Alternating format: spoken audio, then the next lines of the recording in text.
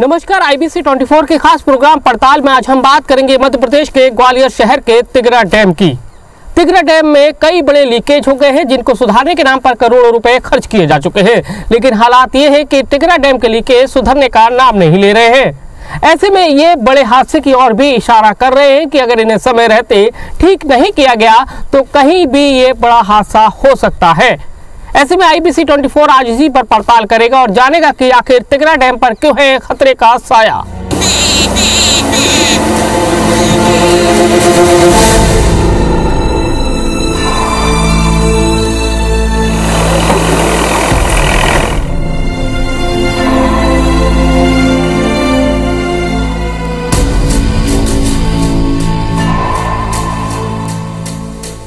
कैसे बना तिघरा डैम? साल 1910 में शुरू हुआ निर्माण। 1916 में डैम का काम पूरा हुआ। माधवराव सिंधिया प्रथम ने कराया था निर्माण। सांक नदी पर बना है तिघरा डैम, 24 मीटर ऊंचा और 1341 मीटर लंबा। डैम का कैचमेंट एरिया 412.24 स्क्वायर किलोमीटर तक फैला। केंद्रीय जल संसाधन विभाग ने धरोहर घोषित किया है। सिंधिया राजवंश के शासक माधव महाराज यानी कि माधवराव ग्वालियर स्टेट को विकसित देखना चाहते थे। इसके लिए उन्होंने करीब 100 साल पहले तिघरा जलाशय बनवाया। इस डैम को बनाने के लिए उन्होंने देश के महान इंजीनियर एम विश्वेश्वरैया की मदद ली। तब से आज तक ये डैम ग्वालियर की प्यास बुझा रहा है। मैसूर रियासत के चीफ इंजीनियर विश्वेश्वरैया उन दिनों बांध बनाने के मामले में दुनिया के सर्वश्रेष्ठ इंजीनियर थे। तो ये डैम काफ़ी पुराना है और चूँकि इसमें पूरी टेक्निक जो होना चाहिए इंजीनियरिंग टेक्निक पूरी फॉलो करी गई है। और स्पेशली देखा जाए तो इसके जो गेट हैं, गेट ऑटोमेटिक गेट हैं इसमें, कि जैसे ही पानी अपने फुल टैंक लेवल पर आएगा उससे ऊपर जैसे ही पानी जाएगा उसके गेट अपने आप जो है खुल जाएंगे और पानी निकलना वो हो जाएगा। तो ये एक अच्छी टेक्निक उसमें यूज करी गई है। सिंधिया राजवंश के शासक माधव महाराज ग्वालियर स्टेट को विकसित करना चाहते थे। इसके लिए उन्होंने ग्वालियर में करीब 100 साल पहले तिघरा जलाशय बनवाया। इस डैम को बनाने के लिए उन्होंने देश के महान इंजीनियर एम विश्वेश्वरैया की मदद ली। तब से आज तक ये डैम ग्वालियर की प्यास बुझा रहा है, लेकिन अब हालात ये है कि अब इसका पानी भी धीरे धीरे सूखने लगा है, जिसको लेकर प्रशासन ने यह फैसला लिया है कि अब ग्वालियर के लोगों को एक दिन छोड़कर एक दिन पानी दिया जाएगा। तिघरा डैम 1916 में बनकर तैयार हो गया। करीब 24 मीटर ऊंचे और 1341 मीटर लंबे इस बांध की क्षमता 4.8 मिलियन क्यूबिक फीट है। इसमें इंजीनियर विश्वेश्वरैया ने खुद के इजाद किए फ्लड गेट लगाए थे, जिन्हें बाद में विश्वेश्वरैया गेट के नाम से पेटेंट भी कराया गया था। तत्कालीन ग्वालियर रियासत के लिए 19वीं शताब्दी का उत्तरार्ध और 20वीं शताब्दी की शुरुआत अकालों का अभिशाप लेकर आई थी। रियासत में जंगल भी बहुत थे, नदियां भी पर्याप्त थी, लेकिन ऐसा कोई साधन नहीं था कि रियासत के जल संसाधनों को आपातकाल के लिए संग्रहित कर रखा जा सके। लिहाजा तत्कालीन महाराजा माधवराव ने फैसला किया कि शहर की प्यास बुझाने और आपातकाल में किसानों को पानी देने के लिए एक बड़ा डैम बनाया जाए। नहीं, देखो, हादसा तो अब उतना बड़ा नहीं होगा, लेकिन सबसे बड़ी बात यह है कि ये तो कायदे से तो आउटडेटेड ही हो चुका है ना, क्योंकि ये बनाया गया था 50,000 की आबादी का पानी प्यास बुझाने के लिए और आसपास के जो 15 गांव थे उनकी इरिगेशन के लिए।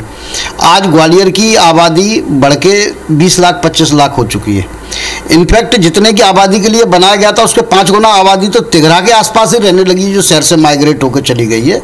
तो इस तरह से अब ये 30, 35, 40 लाख लोगों के पानी की सप्लाई का इंतजाम इसके जरिए, जो उसके बूते की बात नहीं है।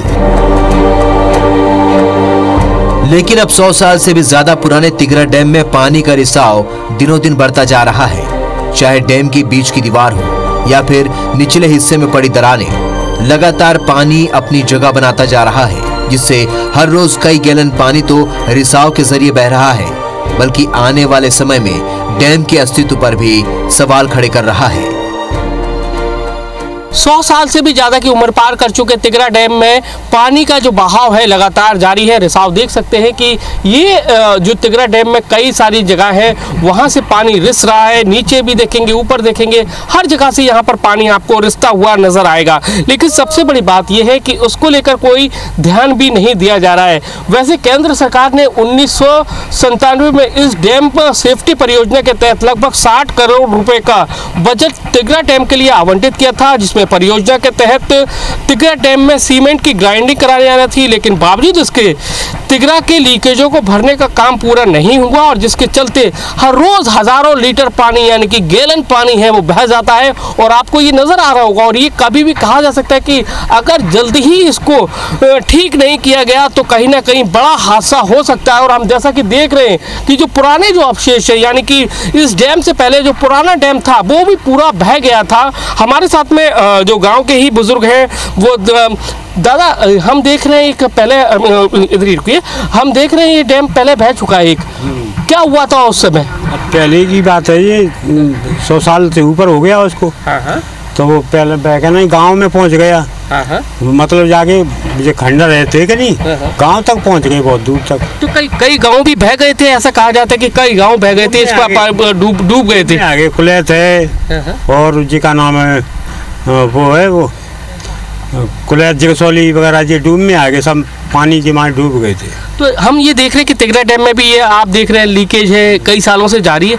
अगर इसको रोका नहीं गया तो क्या लगता है कि हादसा पहला भी जैसा हो सकता है? अगर डैम बह सकता है, हो सकता है, हो सकता है। क्या हो सकता है? डैम में अगर जाके मरम्मत नहीं भई तो हो सकता है वैसा ही पहले हुआ था जैसा ही बह सकता है। सवाल इसी बात का उठा है कि अगर इन लीकेजों को वक्त रहते रोका नहीं गया तो कहीं ना कहीं ये बड़ा हादसे का शिकार हो सकते हैं और पुरानी जैसी घटना यानी कि जो पहले बांध फूट गया था जिससे कई गांव हैं वो तबाह हो गए थे, वही हाल यहीं भी हो सकता है।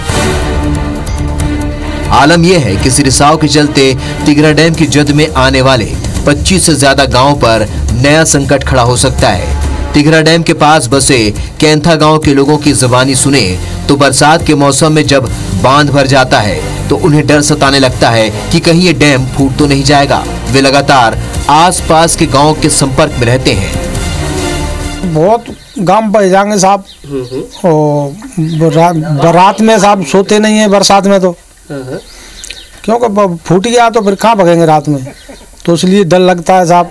अरे पहले ही बह जाता है भाई साहब, पहले ही हो जाता है, पहले अपने अपने पहाड़ों पे उन पर चढ़ जाते हैं। हाँ तो बच्चों तो बह जाते उससे।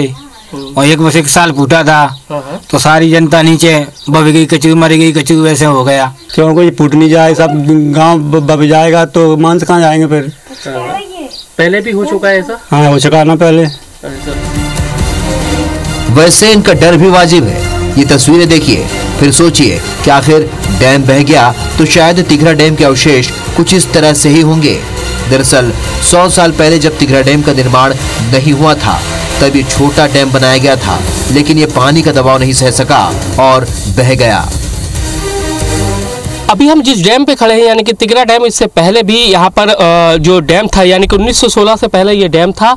यहाँ पर ये बाकायदा उसका पानी रोकने के लिए थी, लेकिन जब एक दफ़े पानी का बहाव बहुत तेज हुआ तो ये पूरा बांध ये बह गया था और इसके चलते जो कई सारे जो गांव हैं, लगभग 25 से ज़्यादा जो गांव हैं वो भी बह गए थे। तो आपसे समझ सकते हैं कि ग्वालियर का जो तिगरा डैम है उसका पानी का बहाव कितना है, उसके अंदर कितना स्टोरेज होता है। लेकिन अब सबसे बड़ी बात यह है कि लगातार इस तिगरा डैम के जो गेट है वहां से पानी है लीकेज हो रहा है, तो कहीं ना कहीं वो भी एक बहुत बड़ी समस्या आगे हो सकती है और जिस पर शायद किसी का भी ध्यान नहीं है। कहा यही जाता है कि सरकारी नुमाइंदे तभी चहते हैं जब कोई बड़ा हादसा हो जाता है और इसकी एक बानगी हम यही दिखा रहे हैं कि आप देखेंगे कि अवशेष आज भी दिखाई देते हैं। कई सौ साल पुराना ये वो है बांध, ये पूरा बह गया था, पानी का इतना तेज बहाव था। तो आप अभी देख सकते हैं कि बड़ी बड़ी जो दीवारें हैं वो कुछ मौजूद है लेकिन कुछ ढह गई है, बड़े दूर दूर तक आपको अवशेष दिखाई नजर आएंगे।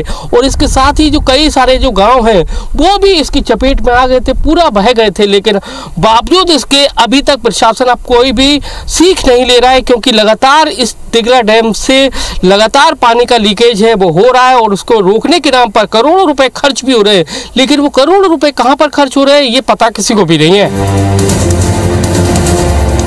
वहीं तिघरा डैम को लेकर जल संसाधन विभाग का कहना है कि ये सही बात है कि तिघरा डैम में रिसाव होने की वजह से पानी बह रहा है, लेकिन उन रिसावों को ठीक करने के लिए 17 करोड़ रुपए के टेंडर साइट पर अपलोड किए गए हैं। जल्द ही मरम्मत का काम किया जाएगा। वहीं विभाग के चीफ इंजीनियर का कहना है कि डैम मजबूत है, इन रिसावों से डैम टूट नहीं सकता।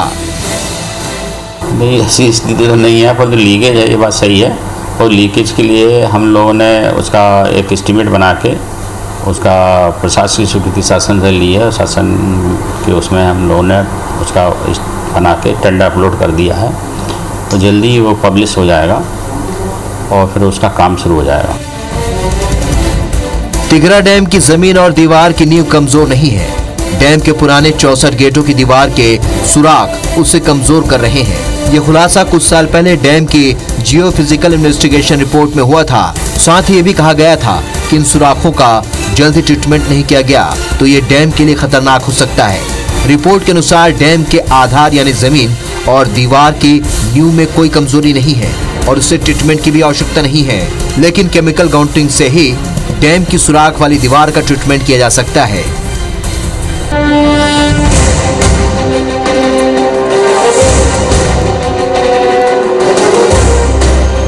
और पानी की विकराल समस्या ग्वालियर शहर में पनपती जा रही है। कई क्षेत्रों में पानी मिल नहीं रहा है, ट्यूबवेल सूख गए हैं और तिघरा की स्थिति भी ये है कि 19 जुलाई के बाद पानी 3 जुलाई तक का पानी है। मई जून में पानी की क्या स्थिति बनेगी, अप्रैल में क्या स्थिति बनेगी, इस सब लोग जानते हैं। और निश्चित रूप से जो हमें निर्णय आज से 10 साल पूर्व लेना चाहिए उन निर्णयों को हम ले नहीं पा रहे। ग्वालियर की 70% आबादी को पानी सप्लाई करने वाला तिघरा डैम एक बार फिर से सूखने लगा है। हालात यह है कि अब डैम में केवल 31 जुलाई तक शहर की आबादी को पानी सप्लाई करने के लिए बचा हुआ है। ऐसे में निगम ने एक दिन छोड़कर एक दिन पानी देने का फैसला लिया है, तो वहीं जहां पर पानी नहीं पहुंच पा रहा है उन स्थानों के लिए 41 टैंकरों से पानी की सप्लाई की जा रही है। आंकड़ों के मुताबिक अभी शहरी क्षेत्र के वार्ड नंबर 1 से 60 में 240 MLD पानी की supply 3 water treatment plant, boring और हैंडपंप से की जा रही है, जबकि 6 ग्रामीण वार्डों में 20 MLD पानी बोरिंग और हैंडपंप से सप्लाई की जा रही है। पानी को लेकर हमारी अमृत के जो कार्य उनकी समीक्षा की जा रही है और ये प्रयास किया जा रहा है कि जो लाइन है उसका पालन हो और जो हमारा वाटर ट्रीटमेंट प्लांट है, हमारे DMAs हैं, हमारी लाइन्स हैं, उन सबको हम लोग मॉनिटर करके उनको चालू करवा रहे हैं, जिससे आने वाले ग्रीष्मकालीन सीजन में हम शहरवासियों को पानी दे पाएँ। ग्वालियर नगर निगम के अफसरों के मुताबिक तिघरा डैम से रोज 8.5 MCFT लेकर शहर में सप्लाई किया जा रहा है। 31 जुलाई तक रोज सप्लाई के लिए 27,400 मिलियन लीटर पानी चाहिए। अभी तिघरा में 26,144 मिलियन लीटर पानी मौजूद है, यानी 1,256 मिलियन लीटर पानी कम है। वाष्पीकरण बढ़ने पर मई जून में बांध में पानी और कम हो जाएगा, जिससे शहर में पानी की बड़ी किल्लत हो सकती है।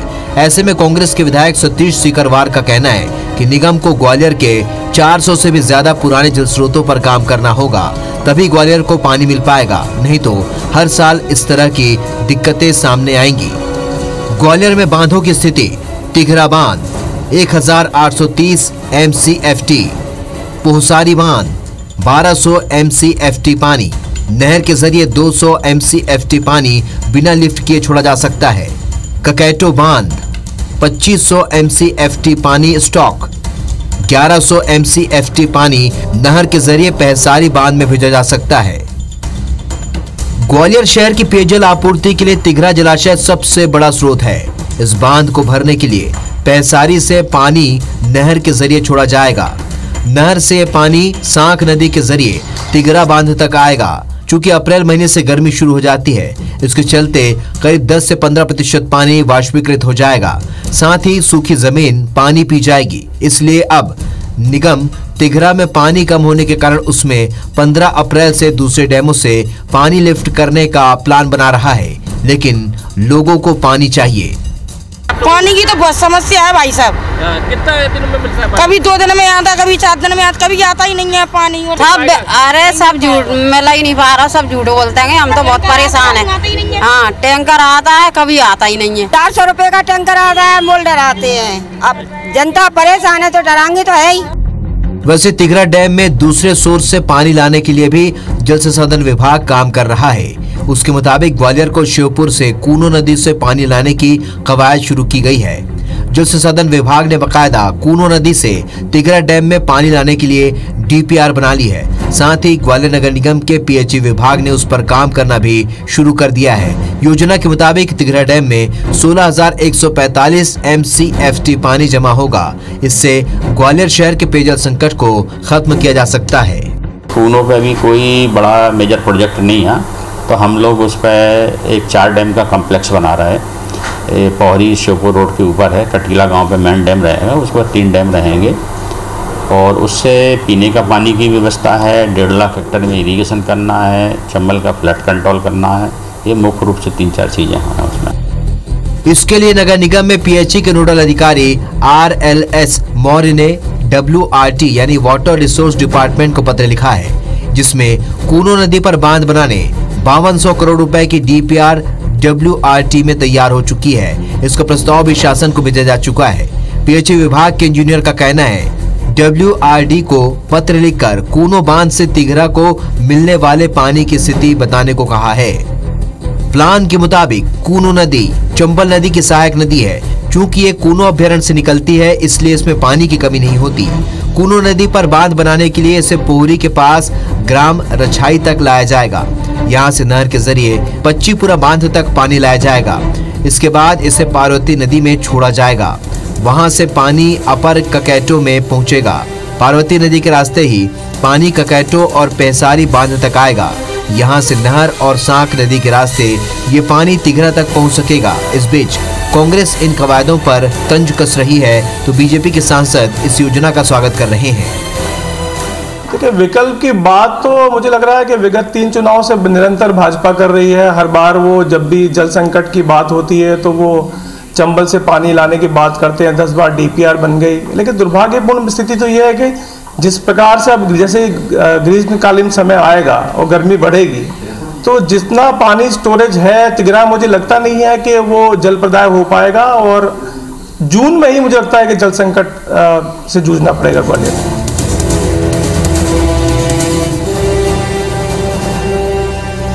वैसे कूनो नदी के साथ साथ चंबल नदी से भी पानी लाने की कवायद की जा रही है, लेकिन इस कवायद को 20 साल से ज्यादा का वक्त हो गया है। कमलनाथ सरकार में थोड़ी सी तेजी आई थी, लेकिन शिवराज सरकार में अब केंद्र और राज्य की मंजूरी भी मिल गई है। लेकिन सबसे बड़ी बात यह है कि चंबल से पानी लाना यानी कि बहुत बड़ा मुश्किल का काम है और ऐसे में देखना होगा कि राज्य सरकार उसे कैसे पूरा कर पाती है।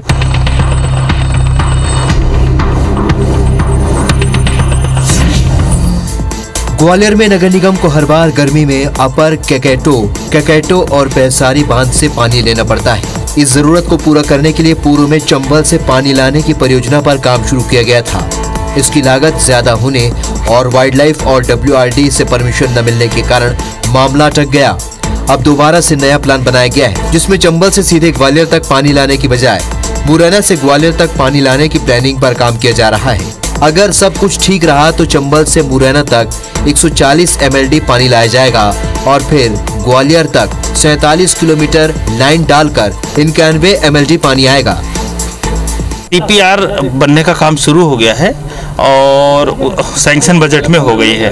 उसके बाद में जो है इसके टेंडर लगाए जाएंगे और फिर काम किया जाएगा। लेकिन निश्चित रूप से जब आप देख रहे हैं कि जनसंख्या दिन प्रतिदिन बढ़ रही है ग्वालियर की, और वही आज 1947 के जल प्रदाय है तिघरा का, उसी के माध्यम से यदि आप चाहते हैं कि जल प्रदाय होता रहे, तो मुझे लगता है संभव नहीं है। हाँ, जो ऑल्टरनेट अरेंजमेंट है, जो नलकूप खनन हो रहे हैं, वो भी मुझे लगता है कि आगे चल के ग्वालियर के जल स्तर के लिए बहुत खतरनाक है।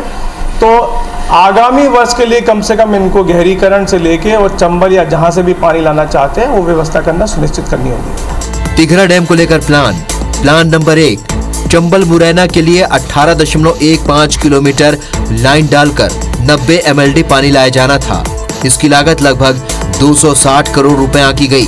चंबल से ग्वालियर के लिए 65 किलोमीटर लाइन डालकर 91 MLD पानी लाया जाना था, जिसकी लागत लगभग 350 करोड़ रुपए थी। दोनों पेयजल परियोजनाओं की कुल लागत 610 करोड़ रुपए हो रही थी। इस प्लान पर लगातार कई सालों से मंथन जारी रहा। ग्वालियर के लिए पानी लाने का प्लान लगभग बंद हो गया था। वाटर रिसोर्स डेवलपमेंट और नेशनल वाइल्ड लाइफ बोर्ड की एनओसी को लेकर भी अड़चनें आ रही थी।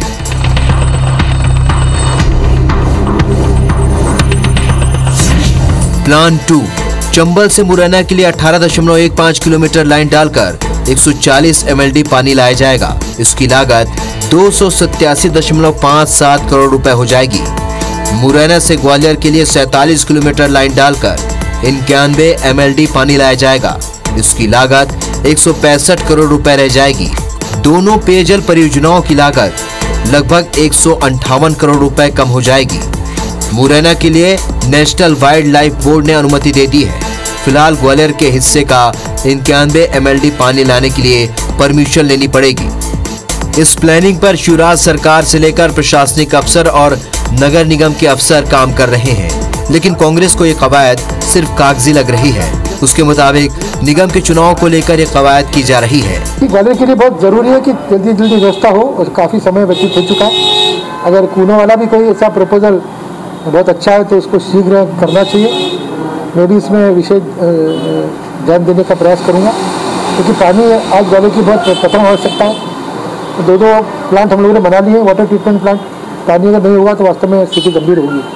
हम प्रयास करेंगे कि पानी की व्यवस्था जल्दी जल्दी हो। क्योंकि सवाल यही है कि टंकियां तो बन गई है, लेकिन टंकियां खाली हैं, पानी भरेगा कहाँ से? खाली तो नहीं रहेंगी। आज भी जो अमृत पे जो काम हुआ है, मुझे पूरा भरोसा है कि उसका अगर ठीक तरह से एग्जीक्यूशन हो जाएगा तो ग्वालियर के लोगों को भरपूर पानी तो मिलेगा। वैसे चंबल से पानी लाने के लिए DPR कोई पहली बार नहीं हुआ, बल्कि लगभग अब तक की 10वीं DPR होगी, जिसमें अलग अलग कंपनियों से चंबल से पानी लाने के लिए DPR तैयार करवाया जा चुका है। ऐसे में कहा जा रहा है कि मास्टर प्लान के अनुसार साल 2035 और 2050 की जरूरत के हिसाब से नगर निगम ये DPR तैयार करवा रहा है, क्योंकि मौजूदा 66 वार्डों की जनसंख्या 17.17 लाख और 21.87 लाख होने का अनुमान है।